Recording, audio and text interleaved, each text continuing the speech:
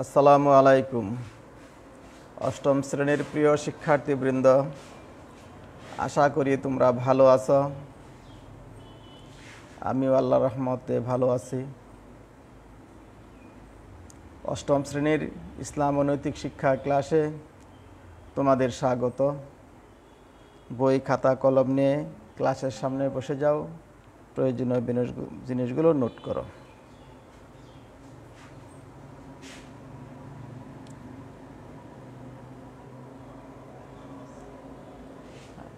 আমি মোহাম্মদ আনিসুর রহমান, সহকারী শিক্ষক, জামালপুর জেলা স্কুল। অধ্যায় তৃতীয়, অষ্টম শ্রেণী, অধ্যায় তৃতীয়, পাঠ 1 থেকে আজ আমরা আলোচনা করব। গত ক্লাসে আমরা কি আলোচনা করেছিলাম তোমাদের কি মনে আছে? হ্যাঁ, গত ক্লাসে আমরা আকিকা, কুরবানি, আকিকা নিয়ে আলোচনা করেছিলাম। আজ আমরা, সেটা ছিল দ্বিতীয় অধ্যায়ের শেষাংশ। আজ আমরা তৃতীয় অধ্যায়ের প্রথম অংশ থেকে, প্রথম পাঠ থেকে আলোচনা করব। দেখো তো বন্ধুরা, এটা কি চিনতে পারো? এটা কি? এটা হেরা গুহা। এটা হলো হেরা গুহা। এই হেরা গুহায় অবতীর্ণ হয়েছে আল কুরআন।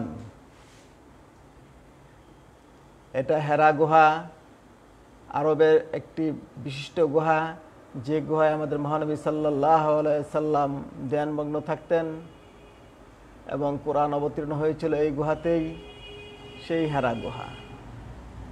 তাহলে কোরআন অবতীর্ণ হয়েছিল। আজ আমাদের পাঠের বিষয় তাহলে কি হতে পারে?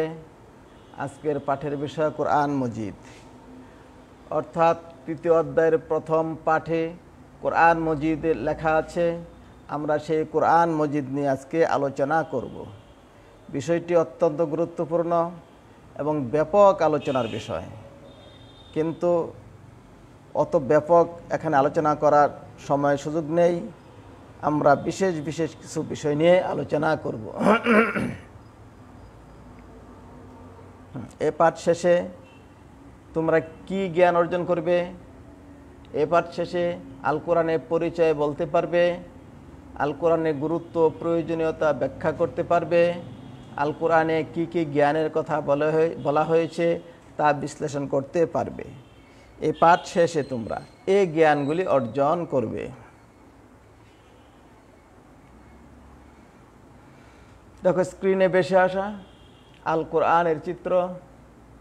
কোরআন, তাহলে কোরআন কাকে বলে? কোরআন শব্দটি কারনুন, কোরআন শব্দটি কুরআনুন শব্দটি কারউন শব্দমূল থেকে এসেছে। অন্য আরেক জায়গায় কোরআন শব্দটি কারনুন শব্দ থেকে এসেছে।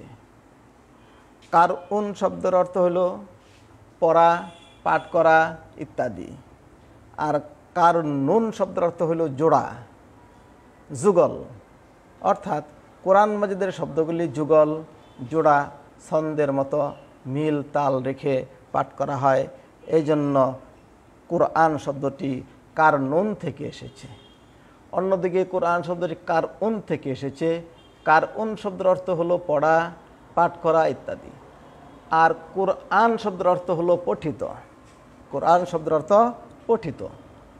ইসলামী পরিভাষায় আল্লাহ তাআলা মানব জাতির হেদায়েতের জন্য হযরত জিবরাইল আলাইহিস সালাম এর মাধ্যমে মহানবী হযরত মুহাম্মদ সাল্লাল্লাহু আলাইহি সাল্লামের উপর যে কিতাব নাজিল করেছেন তাকে আল কোরআন বলা হয়। তাহলে স্টেপ বাই স্টেপ কি? 1, মানব জাতির হেদায়েতের জন্য। 2, জিবরাইল আলাইহিস সালামের মাধ্যমে।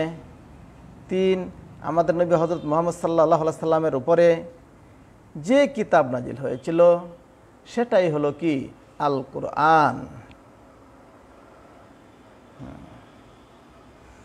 আচ্ছা, আল কোরআন, তাহলে আল কোরআনকে আল কোরআন বলা হয় কেন? কারণটা কি? অন্য নাম না দিয়ে আল কোরআনকে কোরআন নামকরণ করা হয়েছে কেন? আমরা একটু দেখে নেই। দেখো, বহু সংখ্যক মুসল্লিয়ানি কেরাম কোরআন পাঠ করছে, অর্থাৎ লক্ষ কোটি মুসলমান প্রতিদিন এ কোরআন পাঠ করে থাকে। আবার নামাজের মধ্যে প্রতিদিন 5 ওয়াক্ত নামাজ, এই নামাজের প্রতিটি সূরা, প্রতিটি রাকাতে কোরআনের সূরা বা কোরআনের অংশ বিশেষ পাঠ করা হয়। অর্থাৎ এই কোরআনটি এমন বেশি পাঠ করা হয়, এত বেশি পাঠ করা হয় যে এ পরিমাণ আর অন্য কোনো গ্রন্থ পাঠ করা হয় না। যেহেতু এটি সবচেয়ে বেশি পাঠ করা হয়, সবচেয়ে বেশি পঠিত, এই জন্যই কোরআনের নামকরণ আল কোরআন করা হয়েছে।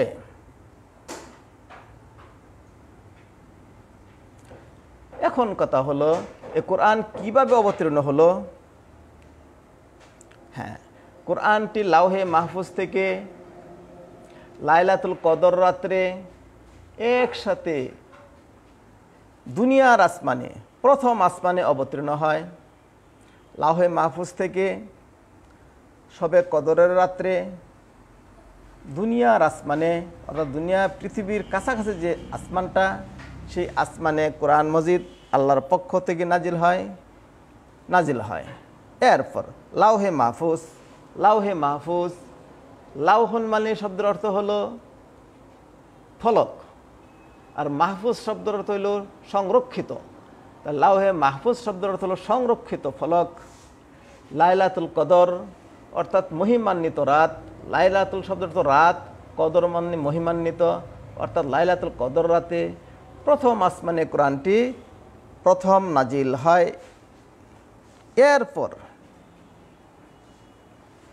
এরপর কি ক্রমান্বয়ে এটি প্রয়োজন মোতাবেক নাজিল হতে থাকে। তবে সর্বপ্রথম এই হেরা গুহায় আমাদের প্রিয় নবী হজরত মুহাম্মদ সাল্লাল্লাহু আলাইহি সাল্লাম ধ্যানে থাকতেন, আল্লাহর ধ্যানে থাকতেন, সৃষ্টিকর্তার ধ্যান করতেন। এই ধ্যান করা অবস্থায় সর্বপ্রথম কোরআন মজিদের সূরা আলাকের প্রথম 5টি আয়াত জিব্রাইল আলাইহিস সালাম মহানবীর কাছে নিয়ে আসেন।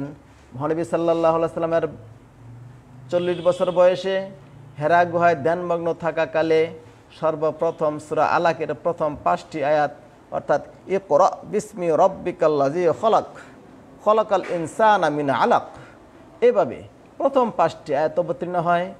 এরপর থেকে প্রয়োজন মোতাবেক ক্রমান্বয়ে দীর্ঘ 23 বছরে পুরো কোরআন মজিদ অবতীর্ণ হয়। এইভাবে কোরআন মজিদ অবতীর্ণ হয়। তাহলে কিভাবে দুটি স্টেপ আমরা পেলাম। একটি স্টেপ হলো লাউহে মাহফুজ থেকে লাইলাতুল কদর রাতে দুনিয়ার আসমানে কোরআন অবতীর্ণ হয়। সেখান থেকে আমাদের মহানবী সাল্লাল্লাহু আলাইহি সাল্লামের উপর ক্রমান্বয়ে প্রয়োজন মোতাবেক আস্তে আস্তে কোরআন মজিদ অবতীর্ণ হয় এবং রাসূলুল্লাহর দীর্ঘ 23 বছর জীবনে কোরআন মজিদ অবতীর্ণ সম্পন্ন হয়।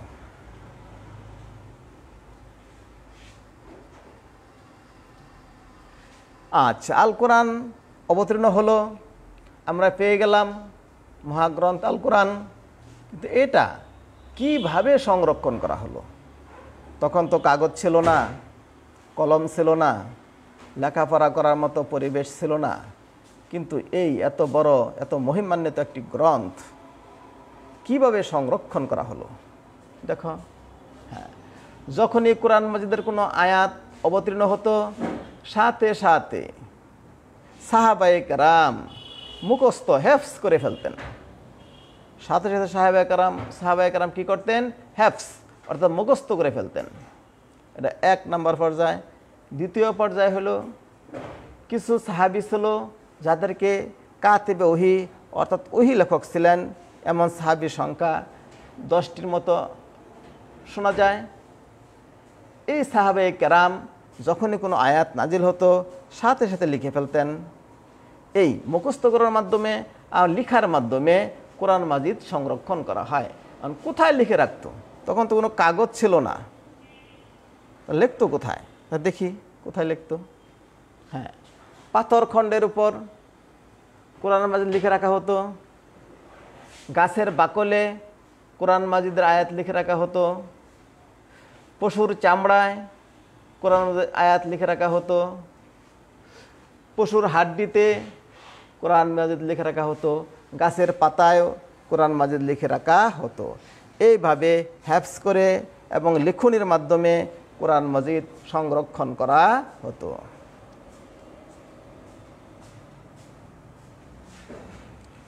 এখন হলো কোরআন মাজিদ আমরা সংরক্ষণ করলাম, কোরআন মাজিদ কাকে বলে আমরা জানলাম, কোরআন মাজিদের অবতরণ আমরা জানলাম, কোরআন মাজিদ সংরক্ষণ কিভাবে করা হলো তাও জানলাম। এবার আমরা দেখব কোরআন মাজিদের বিষয়বস্তু নিয়ে একটু সামান্য আলোচনা করব। মাক্কি ও মাদানী সূরা। কোরআন মাজিদের সূরাগুলি দুটি অংশে বিভক্ত, একটি হলো মাক্কি সূরা, আরেকটি হলো মাদানী সূরা। অর্থাৎ হিজরতের পূর্বে মক্কায় যেসব সূরা অবতীর্ণ হয়েছিল সেসব সূরাকে মাক্কি সূরা বলা হয়। আর হিজরতের পরে মদিনার জীবনকালে যেসব সূরা অবতীর্ণ হয়েছিল সেগুলিকে মাদানী সূরা বলা হয়।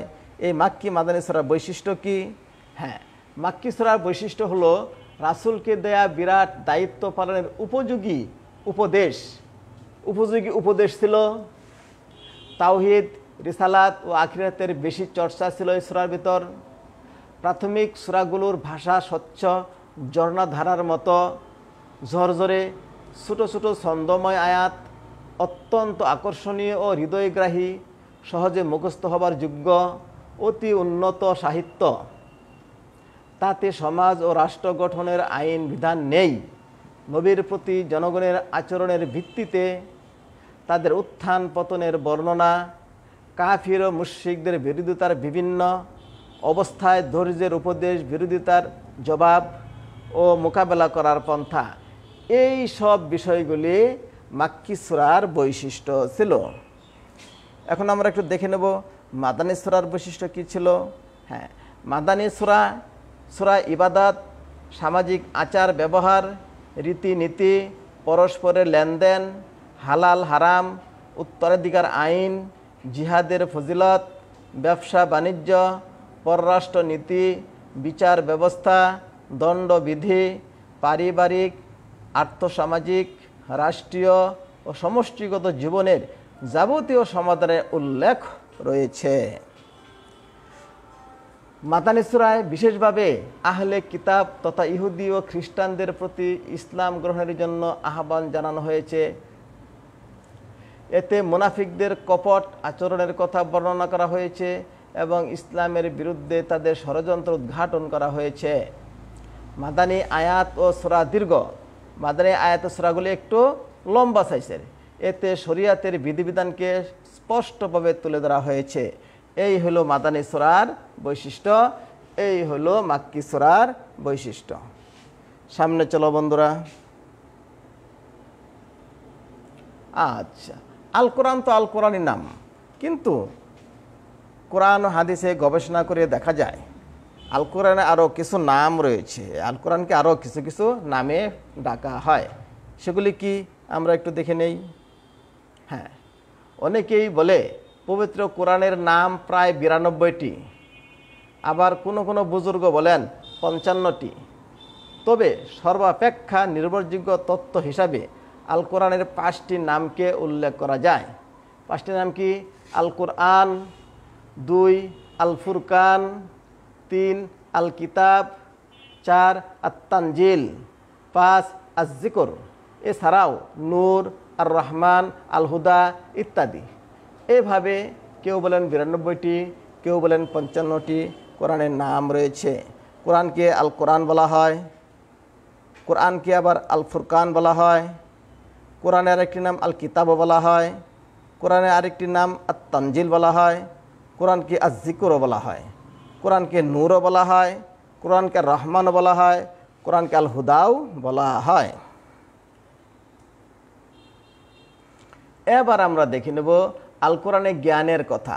আল কোরআনে জ্ঞানের ব্যাপারে কি বলা হয়েছে। হ্যাঁ, পবিত্র কোরআনে নাজিলকৃত প্রথম আয়াতে মহান আল্লাহ মানুষকে জ্ঞান শিক্ষাদানের কথা বলেছেন।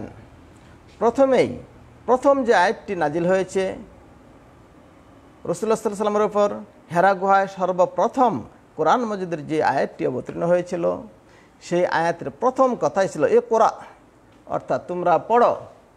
কার নামে পড়বে? বিসমি রাব্বিক, তোমার প্রভুর নামে। অর্থাৎ এখানেই প্রথমে জ্ঞান অর্জনের কথা বলা হয়েছে যে তোমরা প্রভুর নামে অধ্যয়ন করো। খলাকাল ইনসানা মিন আলাক, আল্লাহ যে খলাকাল ইনসানা মিন আলাক, ইকরা ও রাব্বুকাল আকরাম, আল্লাহ যে আল্লামা বিল কলম, আল্লামাল ইনসানা মা লাম ইয়ালাম। পাঠ করো তোমার প্রতিপালকের নামে, যিনি সৃষ্টি করেছেন মানুষকে জমাট রক্ত থেকে। পাঠ করো আর তোমার প্রতিপালক মহিমান্বিত, যিনি কলমের সাহায্যে শিক্ষা দিয়েছেন মানুষকে যা সে জানত না। তাহলে আমরা জানলাম যে কোরআন মাজিদের সর্বপ্রথম যে আয়াত নাজিল হয়েছিল সেখানে জ্ঞান অর্জনের কথা বলা হয়েছে। হ্যাঁ, আল্লাহ পাক আরও বলেন, কুল হাল ইয়াস্তাবিল্লাযীনা ইয়ালামুনা ওয়াল্লাযীনা লা ইয়ালামুনা ইন্নামা ইয়াতাযাক্কারু উলুল আলবাব। হে নবী বলো, যারা মূর্খ ও যারা বিদ্বান তারা কি সমান? বুদ্ধশক্তি সম্পন্ন লোকেরাই কেবল উপদেশ গ্রহণ করে। যারা মূর্খ আর যারা বিদ্বান তারা সমান নয়, এটা আল কোরআন ঘোষণা করেছে।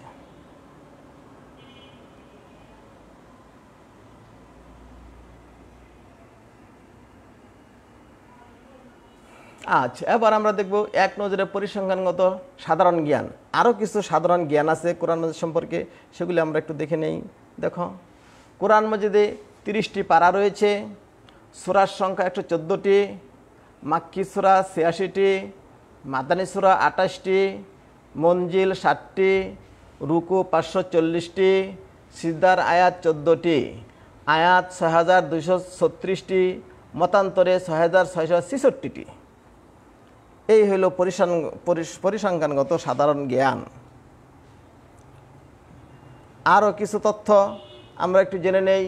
দেখো, কোরআন মাজিদে মোট ওয়াকফ আছে 1,05,648টি, মোট তাসদিদ 1252টি, মোট মদ 1771টি, মোট নুক্তা 1,06,188টি, মোট পেশ 8,804টি, মোট জের 39,582টি, মোট জবর 53,242টি। কোরআন মাজিদের আয়াতগুলির বিভিন্ন জায়গায় বিভিন্ন অর্থে ব্যবহৃত হয়েছে, তবে একটি গবেষণায় 6,666টি আয়াত 6,666টি আয়াতকে একটি গবেষণায় এইভাবে দেখানো হয়েছে যে আদেশমূলক আয়াত রয়েছে 1000টি, নিষেধমূলক আয়াত রয়েছে 1000টি, ভীতিমূলক আয়াত রয়েছে 1000টি, প্রতিজ্ঞামূলক আয়াত রয়েছে 1000টি, দৃষ্টান্তমূলক আয়াত রয়েছে 1000টি, ইতিহাসমূলক আয়াত রয়েছে 1000টি, প্রশংসামূলক আয়াত রয়েছে 250টি, পূর্ণতামূলক আয়াত 100টি, উদ্দেশ্যমূলক আয়াত 250টি, অন্যান্য আয়াত রয়েছে 66টি। এই হলো 6,666টি আয়াত। হ্যাঁ, প্রখ্যাত ইসলামী চিন্তাবিদ হযরত শাহ ওয়ালিউল্লাহ রহমাতুল্লাহ আলাইহি এর মতে আল কোরআনে বহু জ্ঞানের কথা বলা হয়েছে, এগুলো মোট 5 ভাগে বিভক্ত। আমরা একটু দেখে নেই। 1, ইলমুল আহকাম অর্থাৎ বিধিবিধান সম্পর্কিত জ্ঞান। 2, ইলমুল মুখাসামা বিতর্ক বিদ্যা। 3, ইলমুত তাজকির বি আলা ইল্লাহ আল্লাহ তাআলার অনুগ্রহ নিদর্শন সম্পর্কিত জ্ঞান। 4, ইলমুত তাজকির বি আইয়ামিল্লাহ আল্লাহ তাআলার সৃষ্টি জগতের অবস্থা, তার প্রদত্ত পুরস্কার ও শাস্তি সংক্রান্ত জ্ঞান। 5, ইলমুত তাজকির বিল মাউত ওয়া মা বাদাল মাউত মৃত্যু ও পরকাল সম্পর্কিত জ্ঞান, অর্থাৎ মৃত্যু আর পরকাল সম্পর্কিত জ্ঞান। এইভাবে পুরো কোরআন মজিদের জ্ঞান সম্পর্কে শাহ ওয়ালিউল্লাহ রহমতুল্লাহ আলাইহি এভাবে 5টি ভাগে ভাগ করেছেন।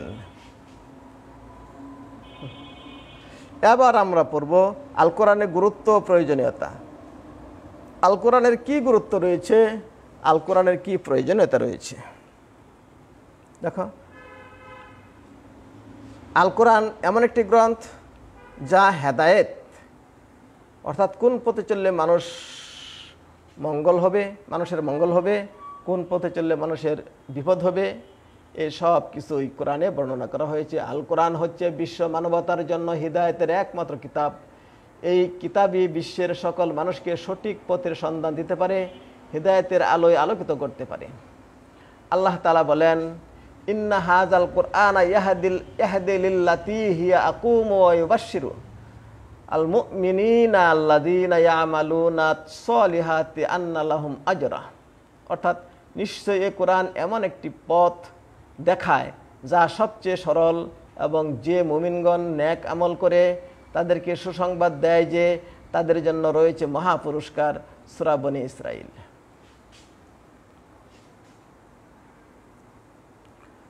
আল কোরআনের আরও কি গুরুত্ব প্রয়োজনীয়তা রয়েছে? আল কোরআন হলো সকল সমস্যার সমাধান, অর্থাৎ আল কোরআনে সকল প্রকার সমস্যার সমাধান রয়েছে। ব্যক্তি জীবন, পারিবারিক জীবন, রাষ্ট্রীয় জীবন, অর্থনৈতিক জীবন, আন্তর্জাতিক জীবন, দাম্পত্য জীবন, সমস্ত যে জীবনে যে কোনো সমস্যা আছে সেই সমস্যার সমাধান আল কোরআনে রয়েছে।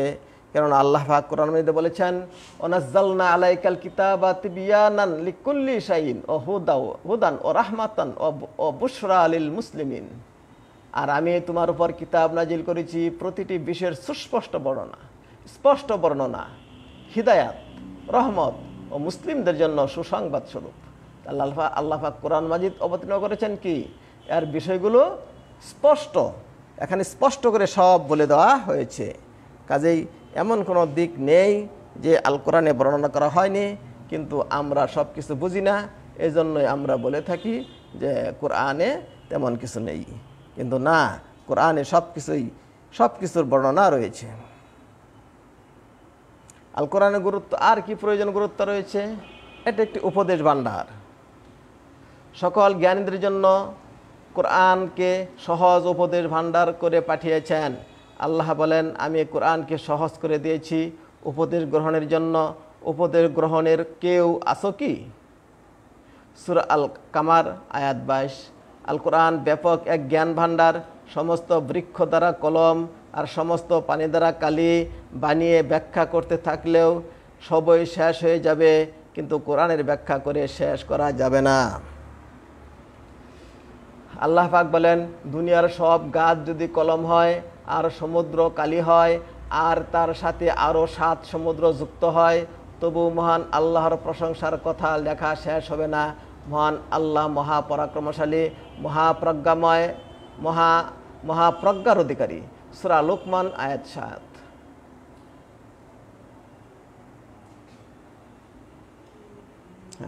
কোরআন মাজিদ, আল কোরআনের গুরুত্ব প্রয়োজন আর কি রয়েছে? এটি জ্ঞান বিজ্ঞানের উৎস। আল কোরআনটা হলো কি জ্ঞান বিজ্ঞানের উৎস। এ ব্যাপারে আল্লাহ পাক বলেন, মা ফররাতনা ফিল কিতাবি মিন শাইইন, আমি এই কিতাবে কোনো কিছুই বাদ দেই নাই। সূরা আল আনআম আয়াত 38। কোরআনের মধ্যে সব কিছুই বর্ণনা করা হয়েছে, কোনো কিছুই বাদ দেওয়া হয় নাই। কাজে এটা হলো সকল জ্ঞান বিজ্ঞানের উৎস। আর কি প্রয়োজন রয়েছে, গুরুত্ব রয়েছে? এটি একটি নির্ভুল গ্রন্থ। আল কোরআনে কোনো প্রকার সন্দেহের অবকাশ নেই, এটি সকল প্রকার ভুল ত্রুটি মুক্ত। এবং আল্লাহ পাক বলেন, যালিকাল কিতাবু লা রাইবা ফিহি, অর্থ এটি সেই কিতাব যাতে সন্দেহের কোনো অবকাশ নেই। সূরা আল বাকারা আয়াত 2। এতে কোনো ভুল ত্রুটি নেই, কোনো সন্দেহের অবকাশ নেই। হ্যাঁ, এই কাজটি তোমরা এখন করো। আল কোরআনের পরিচয় লিপিবদ্ধ করো। আল কোরআনের পরিচয়টা তোমরা এখন লিপিবদ্ধ করে দেখাও। সময় 2 মিনিট। 2 মিনিটে কাজটি সম্পন্ন করবে। জোড়া দলীয় কাজগুলি আজ আমরা করব না, আজকে এই কাজটি করব।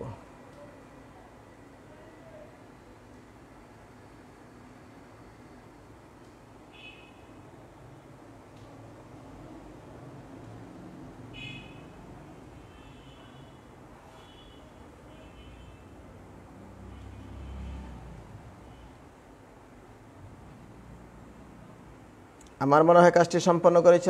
সামনে চলো শিক্ষার্থী বন্ধুরা। হ্যাঁ, মূল্যায়ন।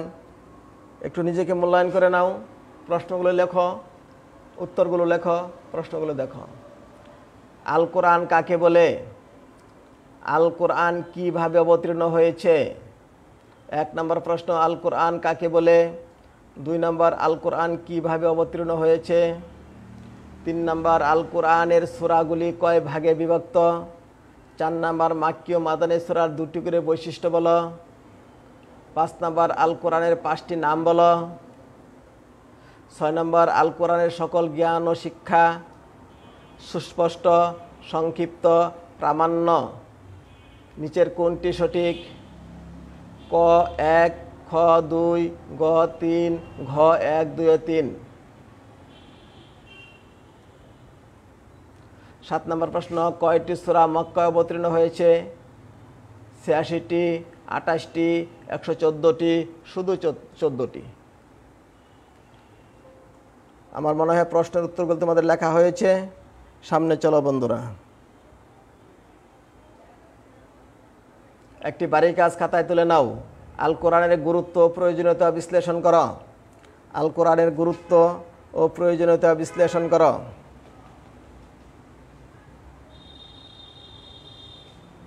আল কোরআনের গুরুত্ব ও প্রয়োজনীয়তা বিশ্লেষণ করো।